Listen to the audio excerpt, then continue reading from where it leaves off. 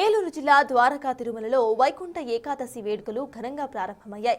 శ్రీ వెంకటేశ్వర స్వామి ఉత్తర ద్వారం గుండా భక్తులకు దర్శనమిస్తున్నారు. తెల్లవారుజాము నుంచే క్యూ లైన్లలో భక్తులు వేచి ఉన్నారు. క్యూ లైన్లలో ఉన్న భక్తులకు మంచినీరు, చిన్నపిల్లలకు పాలు వంటి సౌకర్యాలను కల్పించారు అధికారులు. పెద్ద తిరుపతి తరహాలో చిన్న తిరుపతిలో సైతం డ్రెస్ కోడ్ నిబంధన తీసుకువచ్చేందుకు ప్రణాళికలు చేస్తున్నామంటున్న గోపాలపురం ఎమ్మెల్యే మద్దిపాటి వెంకటరాజుతో మా ప్రతినిధి శివసాగర్ ఫేస్ టు ఫేస్. తిరుమలలో ముక్కోటి ఏకాదశి సందర్భంగా భక్తుల రద్దీ నెలకొంది. భక్తులకు సంబంధించి సౌకర్యాలను అలాగే వారు పడుతున్న ఇబ్బందులను కూడా తెలుసుకునే ప్రయత్నం గోపాలపురం ఎమ్మెల్యే మద్దిపాటి వెంకటరాజు చేస్తున్నారు. ఆయన మనతో ఉన్నారు, మాట్లాడించే ప్రయత్నం చేద్దాం. సరే, ఏంటి భక్తులతో మాట్లాడారు, క్యూ లైన్లో కూడా వెళ్ళినట్టున్నారు, మీరు ఏం చెప్తున్నారు, భక్తుల సౌకర్యాలు ఎలా ఉన్నాయని చెప్తున్నారు? ప్రధానంగా ఏంటంటే గత సంవత్సరం సుమారు 35,000 మంది దర్శనాలు జరిగినాయి.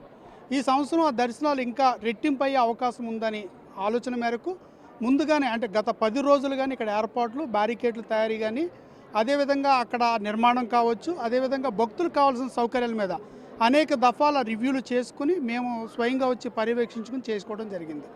నిన్న గౌరవ కలెక్టర్ గారిని, ఎస్పీ గారిని కూడా మేము ఇక్కడ ఇన్వైట్ చేసి వారిని కూడా స్వయంగా పరిశీలించమని చెప్పి ఇక్కడ ఏర్పాట్లన్నీ చేసి చిన్న చిన్న మార్పులు చేర్పులు కూడా నిన్న కూడా చేసి పూర్తిగా సర్వసన్నద్ధంగా తయారు చేసుకున్నాం.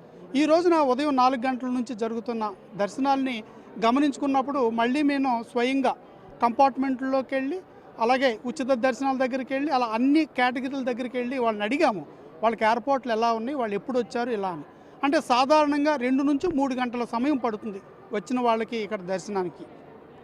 రాను ఈ సమయాన్ని కొంచెం తగ్గించే విధంగా, అదేవిధంగా దర్శనం జరిగేలోపు వాళ్ళు వెయిటింగ్ హాల్లో కూర్చున్నప్పుడు కంపార్ట్మెంట్స్లో వాళ్ళకి డ్రింకింగ్ వాటర్ కానీ, మజ్జిగ కానీ, అదేవిధంగా పాలు కూడా ఇచ్చి అవసరం అనుకుంటే అల్పాహారాన్ని కూడా అందించే విధంగా ఏర్పాట్లు చేయడం జరిగింది. ప్రధానంగా మా ముఖ్య ఉద్దేశం ఏంటంటే ఎక్కడ ఎలాంటి భక్తులకు అసౌకర్యం కలగకుండా స్వేచ్ఛగా వచ్చి వాళ్ళు దర్శనం చేసుకుని ఆ భగవంతుని యొక్క ఆశీస్సులు పొందే విధంగా, దివ్య దర్శనం జరిగే విధంగా చేయడం ఒకటి. రెండోది, ఎవరైతే పసిపిల్లలు ఉన్నారో, వృద్ధులు ఉన్నారు, వికలాంగులు ఉన్నారు, మహిళలు ఉన్నారు, గర్భిణీలు, బాలింతలు ఉన్నారు, వాళ్ళందరినీ కూడా అంటే అన్ని రకాలుగా త్వరితగతిన వాళ్ళకి దర్శనం జరిగే విధంగా, అసౌకర్యాలు కలగకుండా చూసే విధంగా కూడా ప్రయత్నాలు చేస్తున్నారు. సరే, అంటే వీల్ చైర్ యాక్సెస్ పెట్టారు, కానీ గుడి లోపలికి వెళ్ళడానికి ఆ వీల్ చైర్ ఎక్కేందుకు చెక్క బల్ల ఏర్పాటు చేయలేదు. దాంతో భక్తులతో ఎవరైతే ఇబ్బంది పడేవారితో వచ్చినారో మోసుకుని లోపలికి వెళ్ళాల్సిన పరిస్థితి వచ్చింది. అది ఏమన్నా ఏర్పాటు చేసే అవకాశం ఉంది? అది ఇప్పుడే చెప్పండి, మా దృష్టికి వచ్చింది. కొంతమంది వీల్ చైర్లలో తప్ప అక్కడికి దగ్గర దాకా రాలేని వాళ్ళు అక్కడంటే అక్కడ గుడి సాంప్రదాయాల దృష్ట్యా కూడా కొన్నిటిని లోపలికి తీసుకెళ్లడంలో కూడా కొన్ని ఇబ్బందులు ఉన్నాయండి. ఎందుకంటే ఇక్కడ దాదాపు 50,000 మంది పైచిలకు భక్తులు వచ్చే పరిస్థితుల దృష్ట్యా ప్రతి ఏర్పాట్లో కూడా కొంచెం ఎక్కువ శ్రద్ధ తీసుకున్నాం. దానికి ఆ చైర్కి వచ్చే స్పేస్ అనేది అక్కడ ఉండే బారికేడ్ గేట్కి అది కంజెస్టెడ్గా ఉందండి, మీరు చెప్పిన మాట వాస్తవం.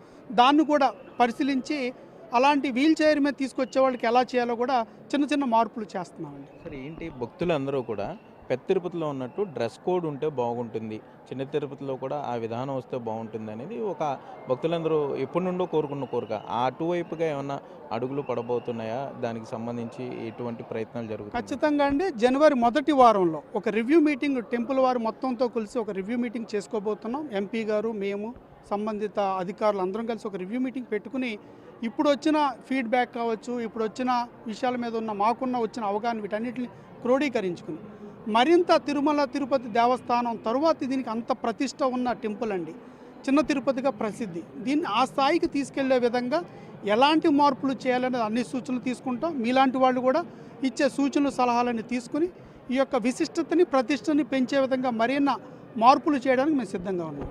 అయితే మొత్తం మీద చూసుకుంటే ద్వారకా తిరుమలలో భక్తుల రద్దీని దృష్టిలో పెట్టుకుని అన్ని ఏర్పాట్లు చేస్తాం. ఇటు పోలీస్ కానీ, రెవెన్యూ, అన్ని డిపార్ట్మెంట్లు కోఆర్డినేషన్తో పనిచేస్తున్నారు. భక్తులు క్యూ లైన్లో వచ్చిన దగ్గర నుండి స్వామివారిని దర్శించుకుని చాలా ప్రశాంతంగా బయటకు వచ్చేందుకు ఏర్పాట్లు చేసాం. డ్రెస్ కోడ్కి సంబంధించి కూడా పూర్తి స్థాయిలో ప్రయత్నాలు జరుగుతున్నాయంటూ కూడా గోపాలపురం ఎమ్మెల్యే మద్దిపాటి వెంకటరాజు చెప్పే పరిస్థితులు అయితే ఇక్కడ ఉన్నాయి. కెమెరామెన్ భాగ్యరాజుతో సాగర్, బిగ్ టీవీ, ద్వారకా తిరుమల.